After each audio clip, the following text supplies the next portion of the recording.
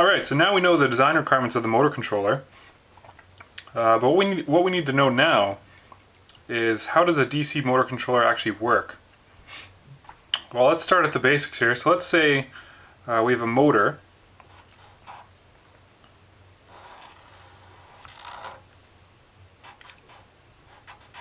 And this motor has a shaft coming from it, and that shaft is going into a chemical mixer.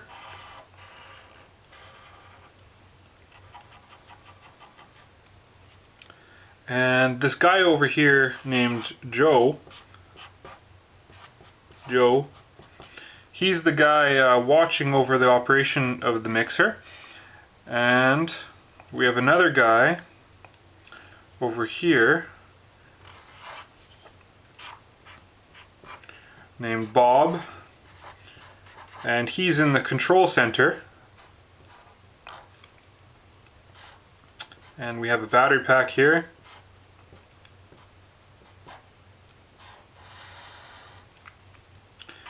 And we have a relay here.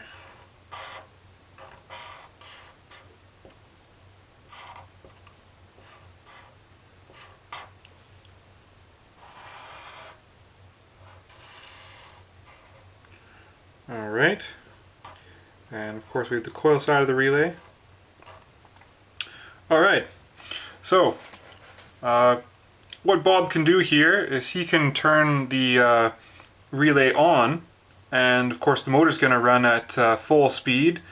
And well, that's no good for Joe, because that mixer is going to run too fast, and it's actually going to get air bubbles in its chemicals.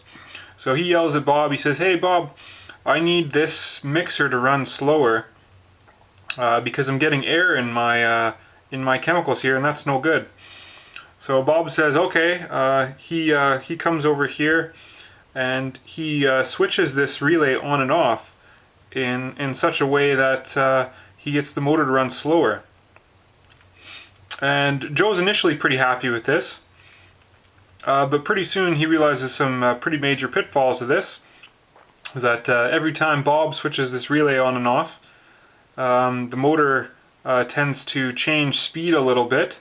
So it'll increase in speed, it'll decrease in speed a little bit each time he turns it on and off. And as well, he notices that Bob's a slacker. He takes off for lots of breaks. He goes on big long breaks, lunch breaks. He goes home at the end of the day. He sleeps. What ends up happening is that well, he loses a lot of production time because, well, he needs Bob there to switch this relay on and off. And the problem is that Bob is not always going to be around. So Joe says, "Hey Bob, this is no good. We need to develop some kind of control circuit to control this relay here, so that you don't need to be around all the time." So Bob says, "All right." So he develops a control circuit here. C for control, and that hooks up to this relay here. And bam, once again, everything's awesome. The control circuit controls this relay here, which turns the motor on and off at such a speed that at such a rate that it can control the speed of the motor somewhat. And Joe's initially pretty happy with this, but eventually he notices that, well, he can't really get very consistent mixing of the chemicals, because the relay, it switches on and off far too slow, and the motor, the speed of it changes every time the relay turns on and off. And as well, he notices that pretty much every day he has to replace this relay because it has mechanical contacts in it. And of course, we're switching quite a bit of power here for this motor, so these contacts wear out. So Joe says, "Hey Bob, you're fired. This is no good." And he hires another guy, and his name is Eng. And he says, "Hey, Mr. Eng, I need you to design something better than this to control this motor, because I need to be able to mix my chemicals without getting air in them." And this other guy couldn't get the job done, so I had to fire him. So Mr. Eng here says, "Oh, okay, I got an idea. I'll take out this relay here and this control circuit." So he'll delete this. and he'll put in some solid state switches. So he'll put in, instead what he'll do is he'll put in a MOSFET that will go right here, bam, with another control circuit. So now Mr. Eng here has developed a solid state switch that will switch this motor on and off at a very high rate. So number one, Joe won't get that surging of the motor he was getting before, and number two, since it's a solid state switch, it'll last way longer. It doesn't have any mechanical contacts to wear out. So Joe is happy. He says, okay, Mr. Eng, that sounds awesome, fire up. So Mr. Eng fires it up, and right off the bat this thing dies. It lasts maybe half a second before it destroys itself. And Joe says, hey, Mr. Eng, you know, I thought you said this thing was going to be really good and it was going to last a long time, and well, as soon as you fired it up, it destroyed itself. And Mr. Eng says, yeah, he's scratching his head a little bit. He says, yeah, I thought it was going to be good, but I don't know what the heck happened here. I'm going to have to think about this for a little bit. Well, what Mr. Eng forgot here is that this motor has inductance. And every time you pass a current through something with inductance, it stores energy. And when you try to stop the current flowing through an inductor, the stored energy comes out, and in the form of a huge voltage spike. So when this MOSFET was switched off, the voltage on this line here would go really high, to the point that it would actually blow right through the MOSFET and destroy this. So what Mr. Eng here decided to do is he said, oh, okay, well, instead of waiting for the voltage to get so high that it blows through this MOSFET and destroys it, what I'm going to do here is I'm going to put a diode in here, so that every time this MOSFET switches off and the voltage on this line goes really high, instead of it discharging through this MOSFET and destroying it, it'll now actually just discharge right back through this diode here, and everything will be good to go. So that's in essence what a DC motor controller is these days.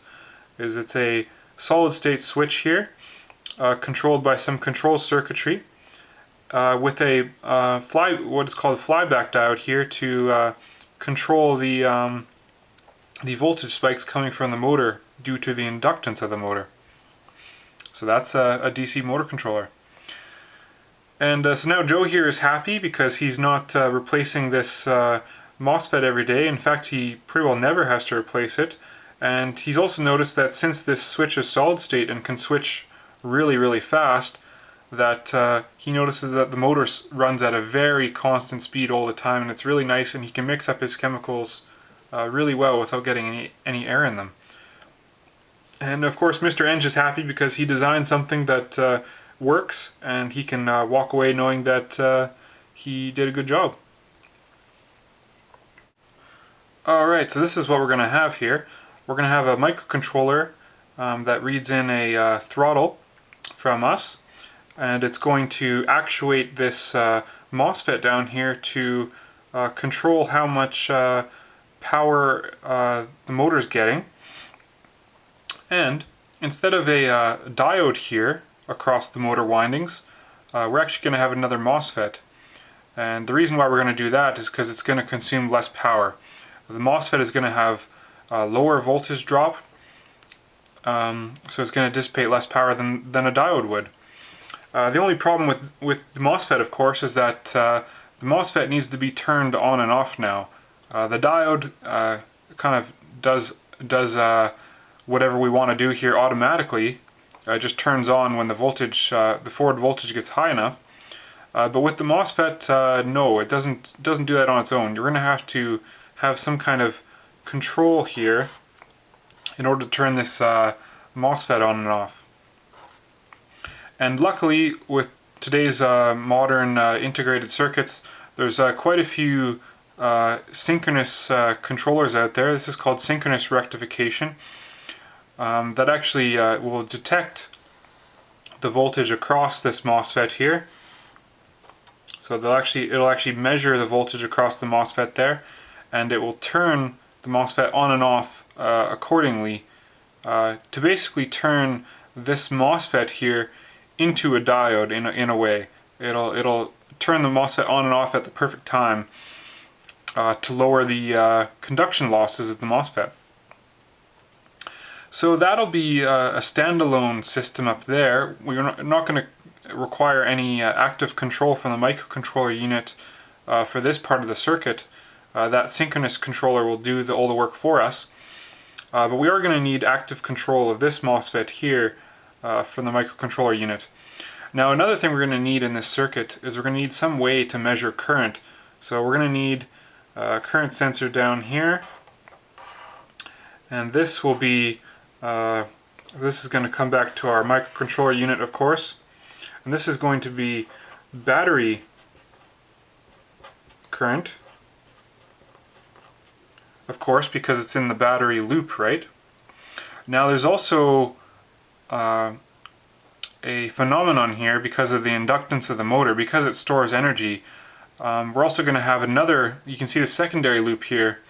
This is your motor current, so we're also going to need another current sensor here somewhere that's going to measure motor current, and that's also going to be read back by our microcontroller unit. And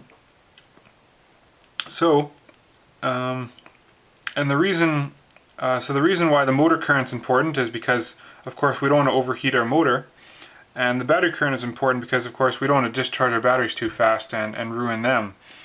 Really, we only need one current sensor here. We could only do with we could do away with the battery current sensor and just work off of the motor current sensor and control this whole thing that way. But it's good to have redundancy, because let's say something goes wrong with this motor current sensor. Well, we'll still have the battery current sensor, and in a lot of ways it's somewhat it's at least I wouldn't say proportional to the motor current, but it's related to the motor current in some way, shape, or form. So if something went wrong with this, it's always good to have a backup sensor somewhere that you can also rely off of and limit. So our microcontroller here is going to be outputting a modulation signal here to this MOSFET, turning it on and off really fast. And before, when I was saying that, you know, when initially Joe and Bob had that relay in that circuit there, the problem was that it switched very slowly.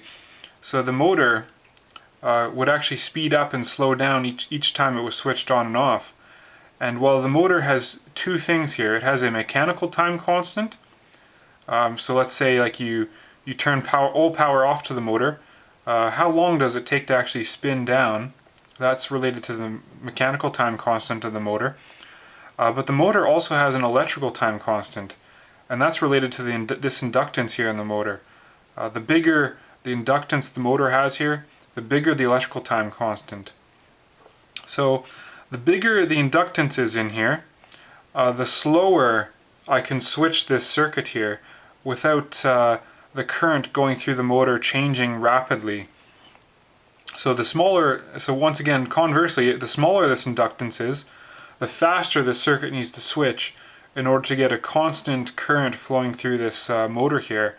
And that's important to avoid any kind of extra power loss in the motor, because of course a varying current will consume more power through the motor windings than a constant current will. And as well, it's also important because we don't want the motor speeding up and slowing down. So we want a fairly constant current going through there, and we can make that happen by switching this circuit very fast. Now, there's another limitation here, or design restraint in a way. Human hearing range is from sub 1 hertz up to about 20 kilohertz or so.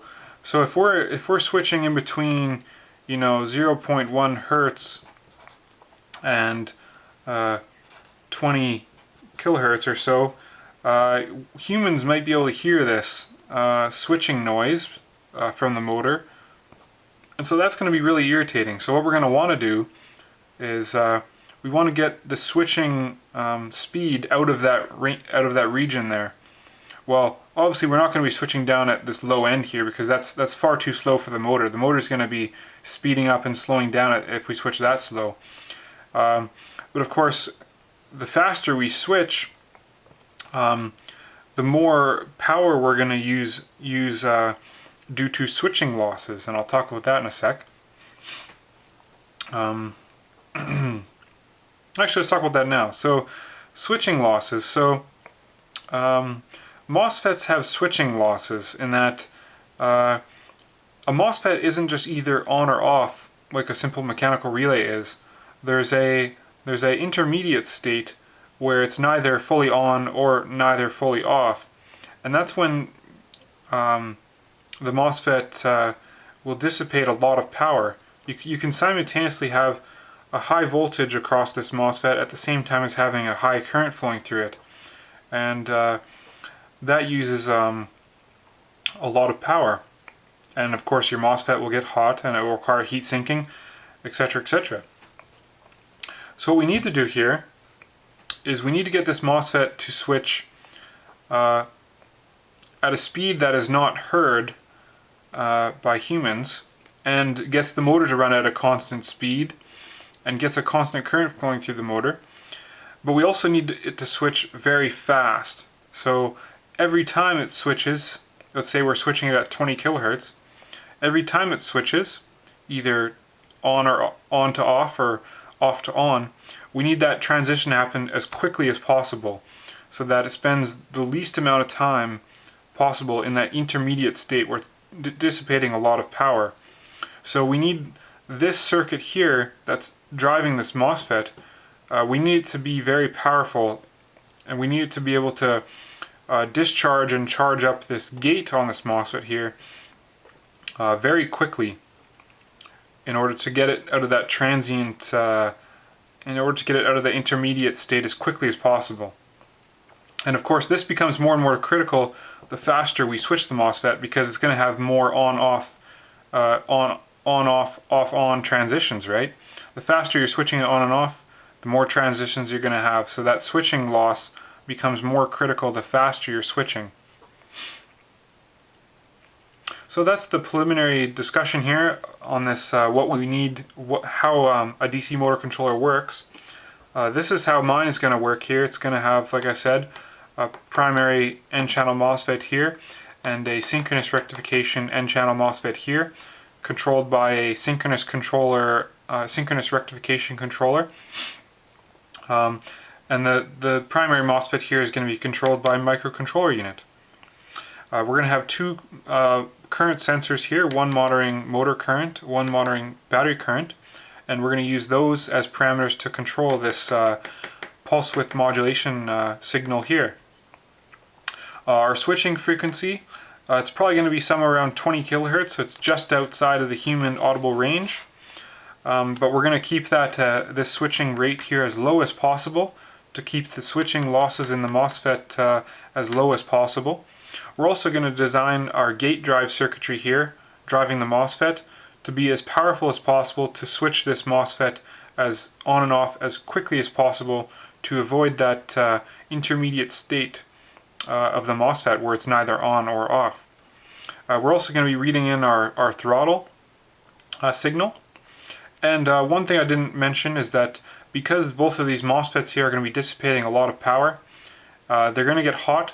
So what we're going to do is we're going to have some temperature sensors on each one of these MOSFETs, and we're also going to read that back into the microcontroller unit once again.